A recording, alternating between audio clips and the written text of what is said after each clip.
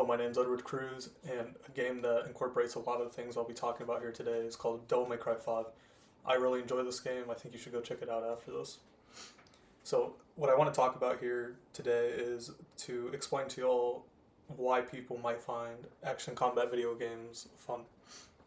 This stuff that I'm going to share with you can also be applied to real life. In fact, video games pretty much stole this from real life. My research stems from Thomas Malone's academic journal paper called A Theory of Intrinsically Motivating Instruction, Mihai Picikovic's book Flow Theory, and Steve Swink's A Game Feel, A Game Designer's Guide to Virtual Sensation. Now, specifically action combat video games hold a element of fantasy to them, and fantasy usually piques a player's curiosity. So when a player's curiosity is piqued, usually they'll rise to any challenge, and challenges will therefore raise skill level. But by doing these challenges and raising your skill, you'll enter into a flow state, which in turn creates what we would call fun or enjoyment. An example that would explain or get you to think about how people who do play video games get into this flow state or pique their curiosity. A good example would be Disneyland. Disneyland is, in its nature, a fantasy, since it's like an amalgamation of a bunch of children's stories. So Malone puts it as, Disneyland is perhaps an archetypical example of an intrinsically motivating environment that derives much of its appeal from the fantasies it evokes. So curiosity causes components of enjoyment to be met.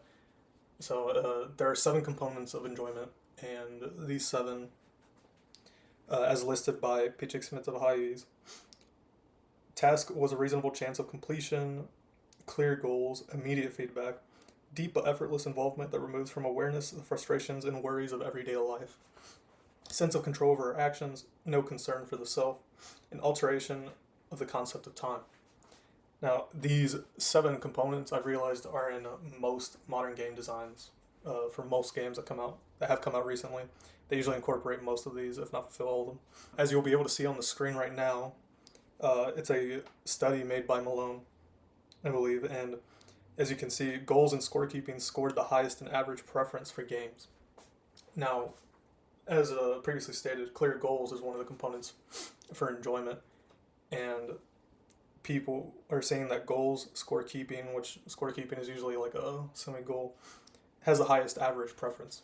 By nature of an action combat game, there are challenges, and these challenges force the player to arrive at a higher skill point.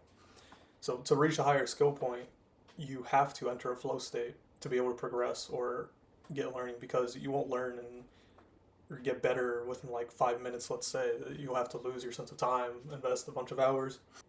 Picikovich says, like in the case of physical activities, there must be rules, a goal, and a way of obtaining feedback.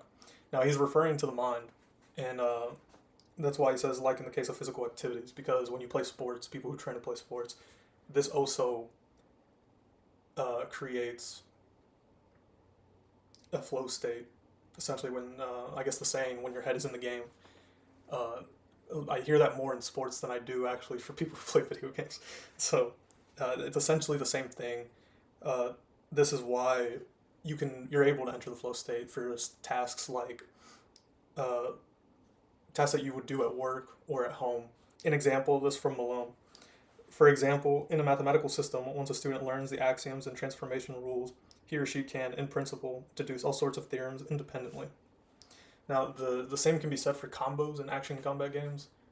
Once you learn sets of combos, you'll be able to transfer that into performing multi-combo sets, as in you can perform one combo here and then decide between like a list of 4 other combos to essentially multi-chain different combos. And I guess in this case, for a Devil May Cry example, an enemy, you'd be performing on either a singular enemy or a group of enemies.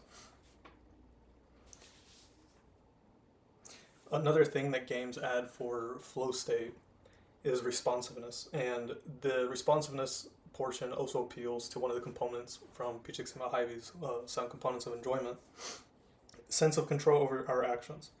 Now, responsiveness is very important in video games, especially in action combat games specifically, because you are performing very minute time changes, button inputs, which have to be either strung really close together.